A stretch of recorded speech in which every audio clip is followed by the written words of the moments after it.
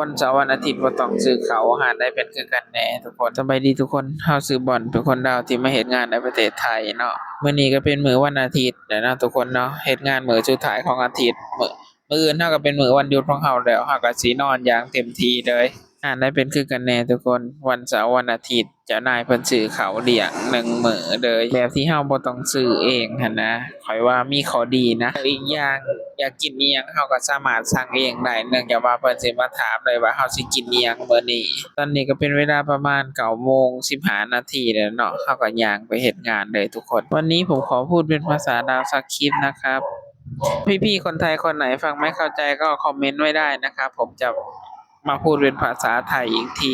ถ้าพี่ๆคนไหนฟังเข้าใจก็ผมจะพูดเป็นภาษาลาวเลยมันจะได้เป็นเอกลักษณ์ของช่องสไตล์บ่าวลาวหลังจากที่เฮาย่างมาฮอดแล้วเนาะทุกคนพี่ๆเขาก็สิสั่งเขาเนาะเขาก็ให้เฮาเลือกว่าเฮาสิกินข้าวอีหยังเพิ่นเป็นคนสั่งเขาทุกคนหลังจากที่เฮาสั่งเขาเรียบร้อยแล้วเพิ่นก็สิมาถาม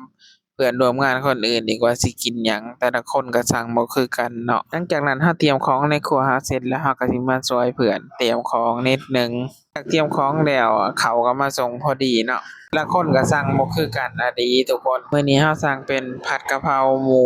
กรอบหน่อไม้มื้อนี้ค่อนข้างบ่ค่อยมีลูกค้าทุกคนก็เลยได้กินข้าวไวแหน่จะน้อยหนึ่งนี่เป็นอาหารใหม่รู้สึกว่าค่อนข้างน้อยกว่าอาหารเก่าเนาะ ที่เคยกินรู้สึกว่าหลายกว่านี้ตอนนี้ได้หมูอยู่ประมาณ4 ชิ้นเนาะทุกคนเนาะย้านบ่อิ่มก็ได้เอาหมูที่ถือไปเฮ็ดดาบผสมกันไปเลยทุกคนหลังจากนั้นก็นั่งกินข้าวอยู่พักใหญ่ก็รู้สึกว่าแซ่บนะทุกคนนะผัดกะเพราหมูกรอบกับลาบหมูนี่ก็สิเปลี่ยนมุมกินเนาะทุกคนเนาะเนื่องจากว่าเมื่อกี้ย้อนแสงนิดหนึ่งนี่แหละสาเหตุที่ข้อยอ้วนขึ้นย้อนกินแซ่บนี่เองทุกคนได้เป็นคือกันบ่ตอนนี้น้ำหนักขึ้นอยู่ประมาณ15 โลแล้วทุกคนหลังจากกินข้าวแล้วก็ไปเฮ็ดงานต่อตอนนี้ก็เป็นเวลาเลิกงานแล้วนะทุกคนเนาะประมาณ3 ทุ่มหลังจากเก็บครัวอิหยังเสร็จแล้วก็มานั่งแอกนิดหนึ่ง